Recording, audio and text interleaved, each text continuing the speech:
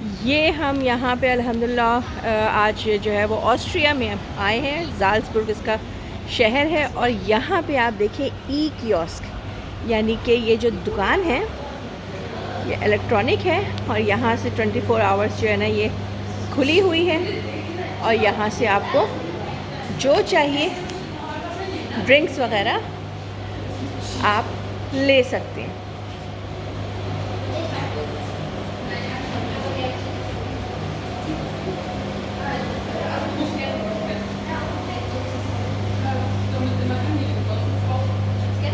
यहाँ पे कैंडीज़ हैं, कैंडीज़ भी ले सकते हैं।